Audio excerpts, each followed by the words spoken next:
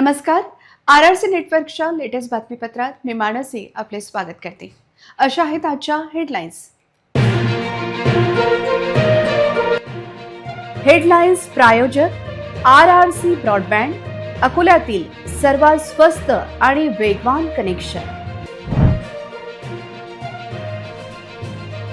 संस्कृतीच्या अपहरणानंतर civil lines पोलिसांनी केले तरी काय? कोचिंग इंडस्ट्रीसाठी धोक्याच्या घंटा वाजणे झाले सुरू. मुख्यमंत्री ग्राम सडक योजनेची चौकशी आवश्यक.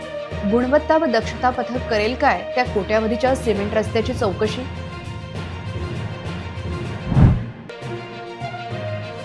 स्टेशन चौकातील अतिक्रमण काढले, मलबा मात्र जैसे थे. स्टेशन चौकातील इतर अतिक्रमण केव्हा निघणार, जनतेचा प्रश्न.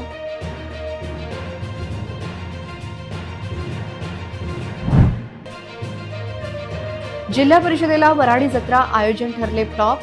ना दर्शक ना ग्राहक, महिलांची सुरक्षा मात्र वाऱ्यावर.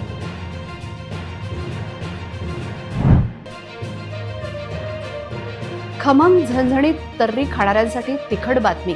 घराघरातील फोडणीच्या ठसक्याला यंदा बाय बाय. आता सविस्तर बातम्या. कोचिंगसाठी आलेल्या संस्कृतीचे अकोल्यातून अपहरण झाले आणि नाशिक येथील हत्येची खळबळजनक घटना समोर आली आहे. या प्रकरणात सिव्हिल लाईन्स पोलिसांनी संस्कृतीच्या अपहरण प्रकरणात काय तपास केला याची विचारणा आता होत आहे. बुलढाणा जिल्ह्यातील सिंदखेड राजा येथील अथर्व देशमुख व एकाला नाशिक पोलिसांनी अटक केली आहे. संस्कृतीच्या हत्ये प्रकरणात इतर आरोपींचा शोध नाशिक पोलीस घेत आहे. अकोला जिल्ह्यामध्ये सिव्हिल लाईन पोलीस स्टेशनच्या हद्दीमध्ये एक अशा स्वरूपाचा अपहरणाचा गुन्हा दाखल झालेला होता.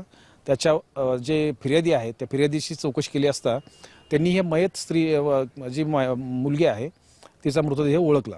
अकोल्याच्या सिव्हिल लाईन्स पोलिसात संस्कृतीच्या अपहरणाचा गुन्हा दाखल झाला होता. त्या गुन्ह्यात सिव्हिल लाईन्स पोलिसांनी गतीने तपास केला असता तर नाशिकच्या सारूळ जंगलात संस्कृतीचा मृतदेह मिळाला नसता अशी चर्चा आता रंगली आहे. संस्कृती आणि अथर्व देशमुख यांच्यात प्रेम संबंध होते. संस्कृती अकोल्यात दुसऱ्या कोणासोबत तरी प्रेमात गुंतत चालली आहे या संशयाच्या भूताने नाशिक येथे राहत असलेल्या अथर्व देशमुख याने रागातून संस्कृतीची हत्या केली. ही हत्या एवढी क्रूर होती की संस्कृतीच्या गळ्यात चाकू जशाच्या तसा होता. हत्येनंतर सारूळच्या जंगलात तिचा मृतदेह फेकण्यात आला. संस्कृतीच्या की चेनवरून तिची ओळख पटविण्यात नाशिक पोलिसांना यश आले. या प्रकरणात बुलढाणा जिल्ह्यातील सिंदखेड राजा येथील रहिवासी अथर्व गजानन देशमुख व सुमित देवानंद सानप याला पोलिसांनी अटक केली आहे. हत्येच्या प्रकरणात इतर कोणी आरोपी आहेत काय त्याचा शोध नाशिक पोलीस घेत आहे. तर त्यांनी काही संशयित लोकांची नावं दिली.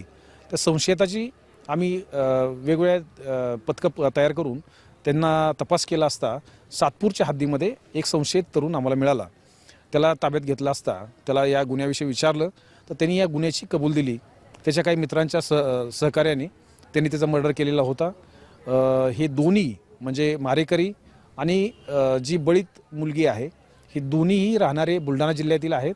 मुलगी अकोला या ठिकाणी 11वी इयत्तेमध्ये शिकत होती आणि मुलगा हा FY मध्ये इकडे संदीप युनिव्हर्सिटी त्र्यंबकेश्वरच्या जवळ त्या ठिकाणी शिकत होते. कोचिंगसाठी आलेली संस्कृती अकोल्यात हॉस्टेलला राहत होती. तिचे अपहरण झाल्याची तक्रार सिव्हिल लाईन्स पोलिसात दाखल होती. या प्रकरणात सिव्हिल लाईन्स पोलिसांनी किती स्फूर्तीने तपास केला याचा शोध पोलीस अधीक्षक अर्चित चांडक यांनी घेण्याची गरज आहे. इतकेच नाही तर कोचिंग एरियात चिडीमारी आणि झोपडपट्टी दादांवर कठोर कारवाईची मागणी समोर येत आहे. अकोल्याच्या कोचिंग इंडस्ट्रीसाठी ही धोक्याची घंटा आहे.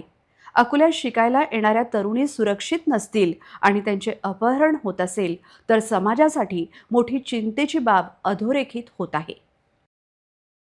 यांचे कुटुंबीय एकमेकांच्या जवळ आहेत. त्याचबरोबर एकमेकांच्या चांगल्या ओळखीचे आहेत. 1 वर्षापासून हे अतिशय जवळचे संबंधित होते. त्यांना त्या मुलीच्या संदर्भात संशय आल्याने त्यांनी बाचाबाचीमध्ये रागाच्या भरामध्ये अशा स्वरूपाची घटना केलेली आहे. राज्यातील महत्वाकांक्षी मुख्यमंत्री ग्राम सडक योजनेतील बाबुळगाव गुडदी आलियाबाद घुसर या 11 किलोमीटर लांबीच्या रस्त्याच्या काँक्रिटीकरणावर प्रश्न उपस्थित होत आहे। या रस्त्याच्या दर्जाची उन्नती नाही तर अधोगती करणाऱ्या साइट इंजिनियर पासून ते कार्यकारी अभियंत्याची चौकशी करण्याची गरज व्यक्त केली जात आहे। बाबुळगाव ते घुसर या रस्त्याच्या कामाच्या फलकानुसार कामाची अंदाजित किंमत सुमारे 17 कोटी 21 लाख रुपये असून दुसऱ्या पाटीवर या रस्त्यासाठी 20 कोटी 99 लाख रुपये खर्च दर्शवण्यात आले आहेत। याशिवाय 10 वर्षांच्या देखभाल दुरुस्तीसाठी मे ओबेरॉय कन्स्ट्रक्शन अकोला यांना 80 लाख रुपये अतिरिक्त मंजूर करण्यात आल्याची नोंद आहे। या रस्त्याचे भूमिपूजन अकोला पूर्वचे आमदार रणधीर सावरकर आणि खासदार अनुप धोत्रे यांच्या हस्ते झाले होते। स्थानिक नागरिकांच्या म्हणण्यानुसार काम सुरू होऊन काही महिने होत असतानाच रस्त्यावर विविध ठिकाणी शेकडो भेगा पडल्याचे दिसून येते। काही भागांमध्ये केमिकल पॅचद्वारे दुरुस्तीचा प्रयत्न करण्यात आल्याचेही पाहायला मिळते। 10 ते 11 किलोमीटर लांबीच्या या सिमेंट रस्त्याच्या साइड शोल्डर भागात मातीचा भराव आणि मुरुम वापरल्याचा दावा करण्यात आला असला तरी प्रत्यक्ष पाहणी दरम्यान शेजारच्या शेतातील माती टाकल्याचे चित्र असल्याची चर्चा स्थानिकांमध्ये आहे। रस्त्याच्या बाजूला चर खोदल्याचे स्पष्ट चित्र घटनास्थळी आहे। सिमेंट रस्त्यावर दिसणाऱ्या भेगा आणि साइड शोल्डरवरील कामाबाबत तांत्रिक तपासणी व्हावी अशी मागणी नागरिकांकडून होत आहे। खराब झाला साहेब, पूरा लगे उडपडी तिथून 2 खेप रिपेरिंग केली याची त्याईनं लय भेगा साहेब इथून तिथून आता आरपार अशा इथून तिथून भेगा पडलेली आता आडवा बी त्याने 2 खेप याच्यात केमिकल टाकलं हे झालं पण ते काय झालं नाही जशाला तसंच व्हायला ते। महाराष्ट्र ग्रामीण रस्ते विकास संस्थेच्या वरिष्ठ अधिकाऱ्यांनी प्रत्यक्ष पाहणी करून अहवाल सादर करावा अशी अपेक्षा व्यक्त होत आहे। जनतेच्या कोट्यावधी रुपयांच्या निधीतून उभारल्या जाणाऱ्या रस्त्यांची गुणवत्ता दीर्घकाळ टिकणारी असावी ही सर्वसामान्यांची अपेक्षा आहे। त्यामुळे या कामाची स्वतंत्र गुणवत्ता तपासणी करून वास्तव स्पष्ट करण्याची आवश्यकता आहे।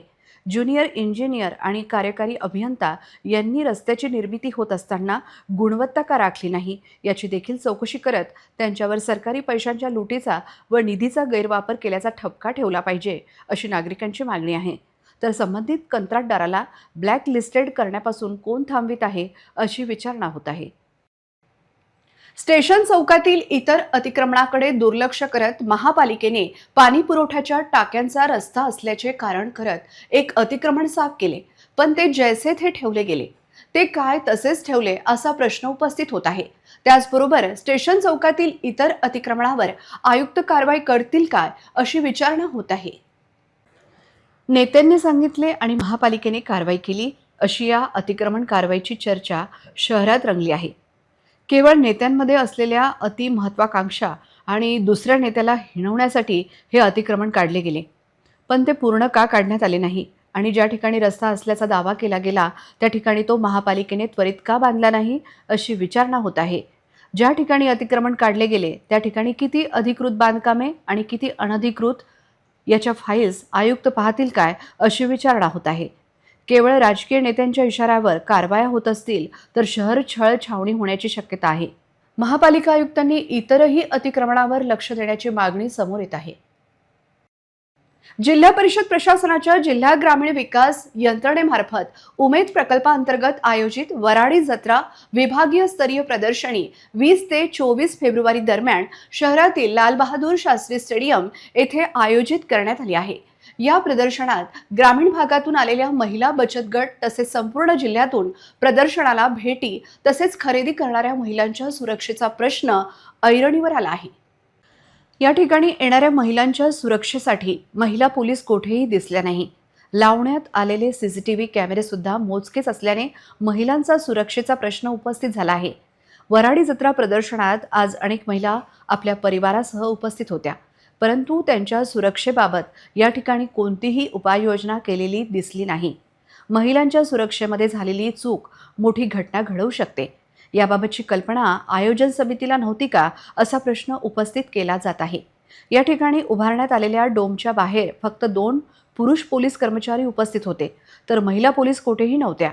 आयोजन समिती तसेच जिल्हा परिषद प्रशासनाबाबत मोठे प्रश्नचिन्ह निर्माण झाले आहे। संत गजानन महाराजांचा पावन स्पर्श लाभलेल्या मोठ्या राम मंदिरात रविवारी दुपारी 4 ते 6 वाजेपर्यंत चंग सोबत नैसर्गिक होळीचा कार्यक्रम झाला. गुलाल, फुले आणि नैसर्गिक रंगाची उधळण झाली. अतिशय सुंदर असा कार्यक्रम होता. सुरुवातीला श्रीकृष्णाच्या मूर्तीची पूजा करण्यात आली. उपस्थितांना गुलाल आणि नैसर्गिक रंग लावण्यात आले. डफ आणि चंग यांच्या साथीने राजस्थानी गीते गायली गेली. महिला, युवतींनी फुगड्या तसेच नृत्य केले. संस्कृतीचे संवर्धन करणारा होळी निमित्त कार्यक्रम असतो. कार्यक्रमाचे आयोजन श्रीराम हरिहर संस्थान, पुष्करणा चेतना समिती, राधाकृपा सत्संग मंडळ, श्री जानकी वल्लभो धर्मार्थ संस्थेच्या वतीने आयोजित करण्यात आले. समाजातील महिला व पुरुष मोठ्या संख्येने सहभागी झाले होते.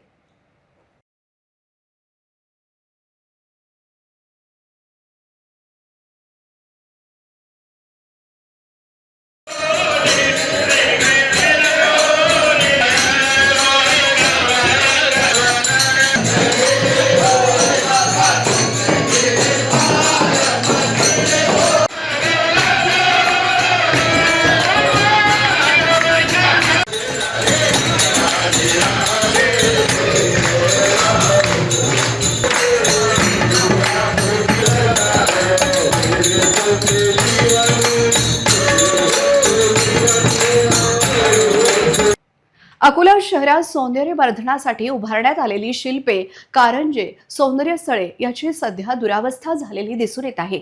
लाखो रुपये खर्चून उभारलेल्या स्थळांकडे नियमित देखभाल न झाल्याने अनेक ठिकाणी भग्नावस्था निर्माण झाली आहे. याकडे लक्ष दिले जाईल का अशी विचारणा नागरिक करीत आहेत.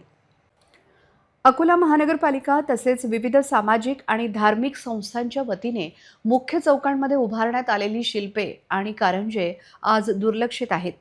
शहरातील लक्झरी बसस्थानक परिसरात उभारण्यात आलेले पक्ष्यांचे आकर्षक शिल्प सध्या खराब अवस्थेत दिसत आहे. हिरव्यागार रंगाचा चटईवर साकारलेल्या 2 पक्ष्यांपैकी एक पक्षी तुटलेल्या अवस्थेत खाली पडलेला आहे. इतकेच नव्हे तर याला लागून असलेले सौंदर्य शिल्प धूळ कचरा यामुळे अस्वच्छ दिसत आहे. कधी काळी शहराच्या सौंदर्यात भर घालणारी स्थळे आता भकास दिसू लागली आहेत. काही ठिकाणी दिव्यांची व्यवस्था बंद असून संपूर्ण परिसर दयनीय अवस्थेत आहे. शहराच्या सौंदर्यासाठी लाखो रुपये खर्च केले जातात, पण देखभाल नसल्याने सर्व काही वाया जात आहे. प्रशासनाने तातडीने लक्ष द्यावे. या परिस्थितीबाबत नागरिकांकडून नाराजी व्यक्त होत असून संबंधित प्रशासनाने तातडीने दुरुस्ती आणि नियमित देखभालीची प्रभावी व्यवस्था करावी अशी मागणी होत आहे. शहर सौंदर्यीकरणासाठी केलेले प्रयत्न आणि खर्च व्यर्थ वाया जाऊ नयेत यासाठी ठोस उपाययोजना आवश्यक असल्याचे नागरिकांचे मत आहे. महापालिका प्रशासन याकडे लक्ष देईल का हो, हा खरा प्रश्न आहे. ट्रॅफिक जाम ही समस्या काही पुणे मुंबई पुरती मर्यादित राहिली नाही, तर अकोला शहरात देखील विविध कारणांमुळे जॅम लागतो. नागरिक त्रासतात. रविवारी दुपारी मोठ्या पोस्ट ऑफिस समोर शेगाव अकोला बस अचानक बंद पडली. त्यामुळे वाहनांची रांग लागली होती. बस दुरुस्तीला बराच वेळ लागला. शेगाव अकोला बसचा एअर पाईप निघाल्यामुळे गाडी बंद पडली होती. त्यामुळे रहदारीला खोळंबा झाला. बस अशा ठिकाणी बंद पडली की मागची वाहने निघणे शक्य नव्हते. शहरातील वाहतूक सुरळीत होईल का असा प्रश्न शहरवासियांना कायम पडलेला असतो. कारण शहरातील विविध भागात दररोज कोणत्या तरी रस्त्यावर जाम लागतो. त्यामुळे नागरिकांना त्रास सहन करावा लागत आहे. ही समस्या दूर होईल का अशी विचारणा स्थानिक रहिवासी करीत आहेत. रविवारी दुपारी पोस्ट ऑफिस चौकात वाहतूक विस्कळीत झाली होती. वाहतूक शाखा पोलिसांना तेथे पोहोचून रस्ता मोकळा करून द्यावा लागला. दरवर्षीप्रमाणे यावर्षीही अकोला कच्छी मेमन जमातच्या वतीने मोहम्मद अली चौकातील KMT हॉलमध्ये भव्य इफ्तार कार्यक्रमाचे आयोजन करण्यात आले होते. या कार्यक्रमात सर्व समाजातील मान्यवर मोठ्या संख्येने उपस्थित होते. पाहुयात आमचे प्रतिनिधी युसुफ शेख, महाराष्ट्र, अकोला यांची विशेष रिपोर्ट. हा कार्यक्रम हजरत सय्यद जहीरुल इस्लाम जकीमिया नक्षबंदी यांच्या अध्यक्षतेखाली आणि हाजी मुदाम साहेब यांच्या मार्गदर्शनाखाली पार पडला. कार्यक्रमाच्या सुरुवातीला अकोला कच्छी मेमन जमात व कच्छी मशिदीचे अध्यक्ष जावेद झकारिया यांनी सर्व मान्यवरांचे आणि पाहुण्यांचे गुलाबाचे फूल देऊन स्वागत केले. जमातच्या वतीने सर्व पाहुण्यांचे मनापासून स्वागत करण्यात आले, ज्यामुळे कार्यक्रमाचे वातावरण अत्यंत सौहार्दपूर्ण आणि गरिमामय बनले. कार्यक्रमात प्रशासन, लोकप्रतिनिधी, विविध राजकीय पक्ष, सामाजिक कार्यकर्ते आणि पत्रकारांची उपस्थिती लक्षणीय होती. यामध्ये अकोल्याचे अतिरिक्त पोलीस अधीक्षक बी चंद्रकांत रेड्डी, रामदासपेठ पोलीस ठाण्याचे ठाणेदार शिरीष खंडारे आणि सिटी कोतवालीचे पोलीस निरीक्षक संजय गवई उपस्थित होते. आज महीने में अभी हम सब लोग काफी भाई इस दौरे सब लोगों का रमजान का बहुत बहुत शुभकामनाएं देता हूँ। और इस महीने में आपको मतलब पुलिस का जो मदद चाहिए आप कभी भी पुलिस एसपी ऑफिस आ सकते हैं, साहब है आपके पास, गवाही साहब है आपके पास, कभी भी आप पुलिस का मदद चाहिए तो कभी भी आ सकते हैं। और पुनः सब लोगों को रमजान का शुभकामनाएं। राजकीय क्षेत्रातून भारतीय जनता पक्षाचे नेते विजय अग्रवाल, सिंधी समाजाचे कन्हैयालाल रंगवानी, राष्ट्रवादी काँग्रेसचे प्रदेश उपाध्यक्ष मदन भरगड, राष्ट्रवादी काँग्रेस पक्षचे जिल्हाध्यक्ष संग्राम गावंडे, महानगर अध्यक्ष रफिकभाई सिद्दीकी, राष्ट्रवादी युवक काँग्रेसचे शहराध्यक्ष करण दौड, अकोला पश्चिम अध्यक्ष महमूद खान पठाण, महानगरपालिकेचे विरोधी पक्षनेते डॉक्टर जिशान हुसेन, माजी उपमहापौर निखिलेश दिवेकर, वंचित बहुजन आघाडीचे प्रदेश सरचिटणीस आणि प्रवक्ते राजेंद्र पातोडे, नगरसेवक फैयाज खान आणि नगरसेवक सय्यद वसीम, पंकज गावंडे यांची उपस्थिती विशेष उल्लेखनीय होती. तसेच शंकर लंगोटे, गायकवाड दंडले, सिद्धार्थ शिरसाट, फारुख चव्हाण, जावेद खान, शाहबाज खान, प्रभजित सिंह बछेर, तन्वीर अहमद खान, ॲडव्होकेट एस ठाकूर, आरोग्य अधिकारी प्रशांत राजूरकर, ज्येष्ठ पत्रकार विलास खंडारे, भाजप अल्पसंख्याक महानगर अध्यक्ष जमीर खान, यासिन डोडा, सुफियान डोकाडिया, शारिक डोकाडिया, प्राध्यापक मोहन खडसे, ज्येष्ठ पत्रकार मधु जाधव, समाजसेवक रहमान बाबू, समाजसेवक नितीन सपकाळ, राजेंद्र चितलांगे, इम्रान चव्हाण, शाहिद संडा, तौकीर थडी, हनीफ मलक, राशिद आग्रेवाला, समीर महानवाला, समीर भुरानी, फारूक भुरानी, हुसेन मुसानी, हनीफ संडा, इकबाल गनोदवाला, आझम चौहान, बबलू खान, कलीम खान, आसिफ खान, चांद खान, कच्ची मेमन जमातचे माजी सचिव शफी सुरिया, माजी विरोधी पक्षनेते हाजी लतीफ खत्री, हाजी आरिफ आमदनी, हाजी अमीन गाझी, समाजसेवक सिराज कुरेशी आणि शाहिद पिंजारी उपस्थित होते. पत्रकारिता क्षेत्रातून लोकमत समाचारचे संपादक अरुण कुमार, उपसंपादक शैलेंद्र दुबे आणि जिल्हा पत्रकार संघाचे अध्यक्ष शौकत अली मीरसाहेब यांची उपस्थिती होती. इफ्तारपूर्वी हजरत सय्यद जहीरुल इस्लाम जकीमिया नक्षबंदी यांनी रमजान महिन्याची फजिलत आणि आध्यात्मिक महत्त्वाबद्दल मार्गदर्शन केले.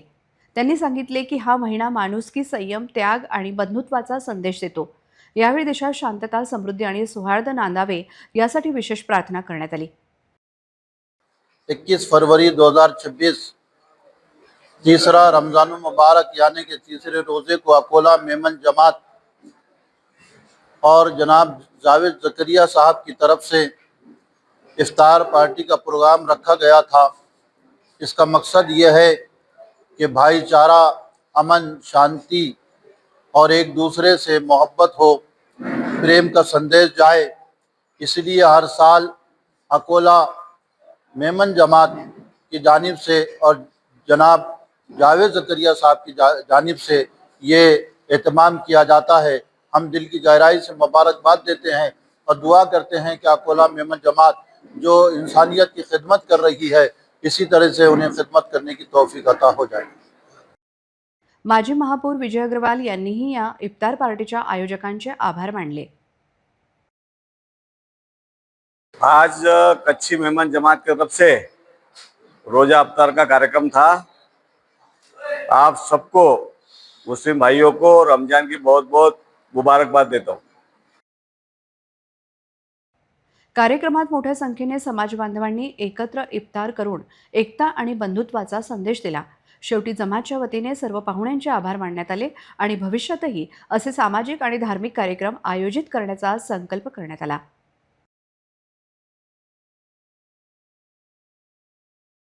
आज अकोला कच्ची मेमन जमात की ओर से इस रमजान के मुबारक महीने में रोज़ा इफ्तारी का कार्यक्रम केएमटी हॉल में रखा गया। सभी समुदाय के लोग इसमें शामिल हुए और सभी ने मिलकर जो है रोज़ा इफ्तार किया। सैयद ज़कीमिया नक्शबंदी ने सभी के लिए दुआई की और इस रोज़ा के विषय में पूरी जानकारी लोगों को दी कि रमज़ान के महीने में रोज़े से क्या फ़ायदा होता है, इसकी पूरी जानकारी दी।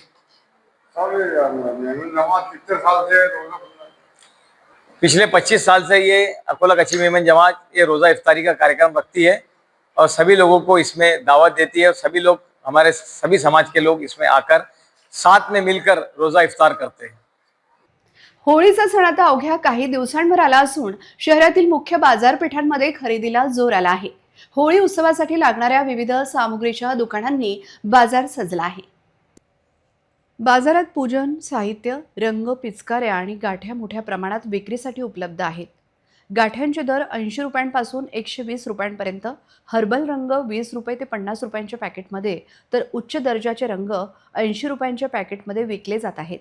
लहान मुलांसाठी यंदा विशेष आकर्षण ठरत आहे फिल्मी कार्टून आणि फॅन्सी पिचकाऱ्या.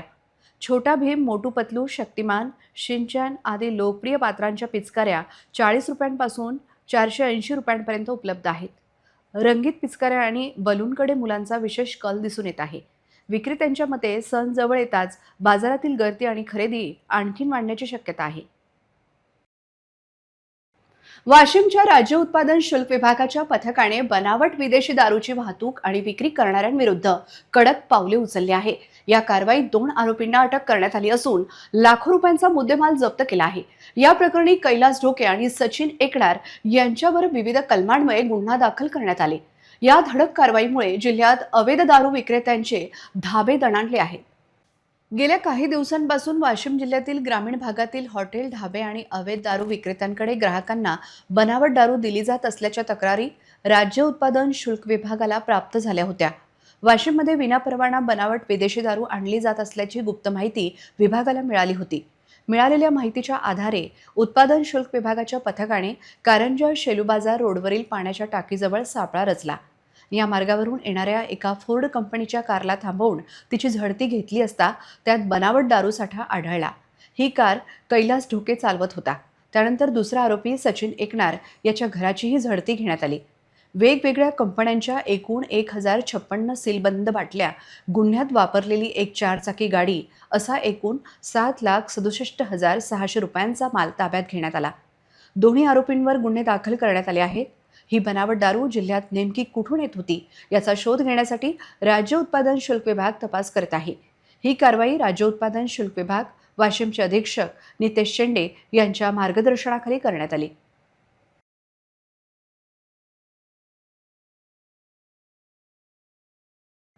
दर्यापूर येथील सोमाणी जिनिंगला भयंकर आग लागल्याने हजारो क्विंटल कापूस जळून खाक झाला. कापसाच्या गंजीला आग लागल्याने काही वेळातच रौद्ररूप धारण होते. सकाळी मशीन चालू असताना मशीनमधील पत्त्यातून एक ठिणगी उडून आग लागल्याची माहिती आहे.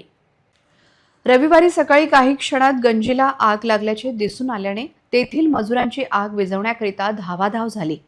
परंतु आग विझवणे शक्य होत नव्हते. लगेच अग्निशमन दलाला माहिती देण्यात आली. दर्यापूर येथील अग्निशमन दलाचा बंब पोहोचला व आगीवर नियंत्रण आणण्यासाठी सुरुवात झाली. तसेच अंजनगाव, अकोट, मूर्तिजापूर, अचलपूर येथील अग्निशमन बंब यावेळी आग विझवण्याकरिता आले होते. 2 तास जेनिंगमधील आग विझवण्याचे काम सुरू होते. अग्निशमन दलाच्या जवानांना मोठी कसरत करावी लागली. जिनिंगमधील मजूर, मालक तसेच आजूबाजूच्या जिनिंगचे मालक, कामगार यांनी सुद्धा आग विझवण्यात मोलाचे काम केले. सीसीआयच्या कापसाची गंजी सुद्धा या ठिकाणी होती. ती वाचवण्यात यश आल्याने मोठे नुकसान टळले. संत गाडगेबाबा अमरावती विद्यापीठाचा 42वा दीक्षांत समारंभ उद्या 23 फेब्रुवारी रोजी सकाळी 10 वाजता विद्यापीठ परिसरात आयोजित करण्यात आला आहे. या सोहळ्याला मुख्य अतिथी म्हणून भारताचे माजी भूदल प्रमुख जनरल मनोज पांडे उपस्थित राहणार आहेत, अशी माहिती पत्रकार परिषदेत देण्यात आली. पदवी वितरण समारंभात एकूण 42,317 विद्यार्थ्यांना स्नातक आणि स्नातकोत्तर पदव्या प्रदान केल्या जातील, तर 255 विद्यार्थ्यांना डिप्लोमा देण्यात येईल. विविध परीक्षांमध्ये उत्कृष्ट यश संपादन करणाऱ्या 168 गुणवंत विद्यार्थ्यांचा गौरव केला जाईल. पदक विजेत्यांमध्ये सुमारे 80% विद्यार्थिनी आहेत. एकूण 85 विद्यार्थ्यांना पदके दिली जाणार असून यात 67 विद्यार्थिनी आणि 18 विद्यार्थ्यांचा समावेश आहे. माजी भूदल प्रमुख मनोज पांडे यांचे दीक्षांत भाषण होईल, तर कार्यक्रमाचे अध्यक्षस्थान कुलगुरू डॉक्टर मिलिंद बारहाते भूषवतील. विद्यापीठ प्रशासनाकडून या सोहळ्याचे फेसबुक आणि यूट्यूबद्वारे थेट प्रक्षेपण केले जाणार आहे. तसेच विद्यापीठ परिसरात उपस्थित प्रेक्षकांसाठी मोठ्या डिजिटल स्क्रीनची व्यवस्था करण्यात आली आहे, अशी माहिती कुलगुरू डॉक्टर मिलिंद बारहाते यांनी पत्रकार परिषदेत दिली.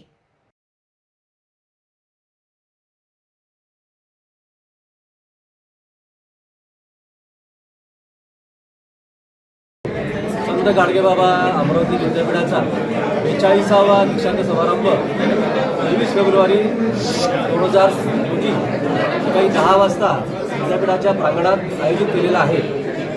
या दीक्षांत समारंभाकरता प्रमुख पाहुणे म्हणून आपल्या भारतीय सेनेचे माजी प्रमुख जनरल मनोज पांडे स्वतः उपस्थित राहणार असून ते दीक्षांत भाषण करणार आहेत. या समारंभाकरता आपल्या 5ही जिल्ह्यातील सर्व महाविद्यालयातील विद्यार्थी त्यांना पदके आणि पारितोषिके प्राप्त झालेली आहेत ते उपस्थित राहतील आणि सन्माननीय पाहुण्यांच्या हस्ते त्यांना पदके आणि पारितोषिके हे प्रदान केली जातील. या दीक्षांत समारंभाच्या निमित्ताने सर्व पदके प्राप्त पारितोषिक प्राप्त विद्यार्थ्यांना मनापासून शुभेच्छा देतो आणि त्यांची भविष्यातील वाटचाल अशीच सुवर्णमयी राहो अशा शुभेच्छा देतो. धन्यवाद. उन्हाळ्यात रसवंती, शीतपेय, गृह तसेच घरगुती वापरासाठी लिंबाची मागणी वाढते. मागणी आणि पुरवठा यात तफावत झाली की भाव वाढतात. नेमका हाच प्रकार लिंबाच्या बाबतीत झालेला दिसतो. सध्या 150 रुपये ते 200 रुपये किलो भाव आहे. किरकोळ विक्री 5 रुपयाला 1 लिंबू याप्रमाणे होत आहे. उन्हाळ्यात बाहेर पडताना लिंबू सरबत, ताक घेतले जाते. तसेच गृहिणी लिंबू, आंबा यांचे लोणचे घालतात. तसेच रसवंती चालक उसाच्या रसाला अधिक स्वाद आणण्यासाठी लिंबूचा रस पिळतात. लिंबू दाह शांत करते, त्यामुळे लिंबाचा वापर या काळात अधिक प्रमाणात होतो. त्यामुळे दरात वाढ झालेली दिसते. बाळापूर तालुक्यातील वाडेगाव भागातून अकोला शहरच नव्हे तर महाराष्ट्राच्या बाहेर देखील लिंब जात होते, परंतु आता ही स्थिती राहिली नाही. विविध कारणांमुळे लिंबाची झाडे कमी झाली. आता बाहेरून येणाऱ्या लिंबावर अवलंबून राहावे लागत आहे. त्यामुळे देखील चढ्या भावात लिंबू खरेदी करण्याशिवाय पर्याय नाही. आगामी काळात आवक व्यवस्थित राहिली तरच भाव नियंत्रित राहू शकतात, असे विक्रेत्यांचे म्हणणे आहे. खमंग झणझणीत तर्री खाणाऱ्यांसाठी ही खरोखरच तिखट अशी बातमी आहे. म्हणजे गुड न्यूज नाही, कारण यंदा पावसाने मिरची पिकवणाऱ्या शेतकऱ्यांच्या डोळ्यात पाणी आणले असून यंदा मिरचीचे भाव वधारल्याने कमी तिखटात फोडणीचा पर्याय गृहिणींसमोर असेल. महाराष्ट्रात लाल मिरचीच्या दराने आता गगनभरारी घेतली आहे. अवकाळी पाऊस आणि बदलत्या हवामानाचा फटका मिरची उत्पादनाला बसला असून आवक कमी झाल्यामुळे ग्राहकांच्या खिशाला चांगलीच कात्री बसली आहे. गेल्या वर्षीच्या तुलनेत मिरचीचे दर किलोमागे 50 रुपये ते 100 रुपयांनी वाढले आहेत. बाजारातील मिरचीची आवक गेल्या वर्षीच्या तुलनेत 30% घटली आहे. मिरचीचे उत्पादन कमी आणि मागणी जास्त असल्याने भाव वधारले आहेत. गेल्या वर्षी 180 रुपये किलो मिळणारी तेजा लवंगी ही यंदा 250 रुपयांपर्यंत आली आहे. गुंटूर 200 रुपयाच्या ऐवजी आता 250 रुपये द्यावे लागतील. चपाटा 250 रुपये किलो मिळेल. काश्मीरी 700 रुपये किलो, बेडगी 500 रुपये किलो भावाने उपलब्ध झाली आहे. आंध्र प्रदेश आणि तेलंगणामध्ये झालेल्या अवकाळी पावसामुळे मुख्य मिरची उत्पादनावर परिणाम झाला आहे. ढगाळ वातावरण आणि पावसामुळे मिरची वाळवणे आणि टिकवणे कठीण झाले आहे. योग्य सूर्यप्रकाश न मिळाल्याने मिरची खराब होण्याची शक्यता वाढली आहे. व्यापाऱ्यांच्या मते मे महिन्यापर्यंत मिरचीचा सीझन असतो, त्यामुळे सध्या तरी भाव कमी होण्याची शक्यता कमी आहे. पुन्हा एक नजर टाकूया आजच्या प्रमुख घडामोडींवर. हेडलाईन्स प्रायोजक RRC ब्रॉडबँड, अकोल्यातील सर्वात स्वस्त आणि वेगवान कनेक्शन. संस्कृतीच्या अपहरणानंतर सिव्हिल लाईन्स पोलिसांनी केले तरी काय? कोचिंग इंडस्ट्रीसाठी धोक्याच्या घंटा वाजणे झाले सुरू. मुख्यमंत्री ग्राम सडक योजनेची चौकशी आवश्यक. गुणवत्ता व दक्षता पथक करेल काय त्या कोट्यावधीच्या सिमेंट रस्त्याची चौकशी.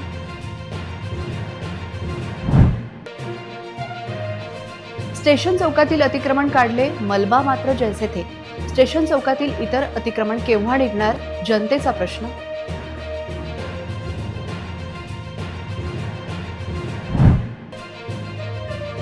जिल्हा परिषदेला वराडी जत्रा आयोजन ठरले फ्लॉप. ना दर्शक ना ग्राहक, महिलांची सुरक्षा मात्र वाऱ्यावर.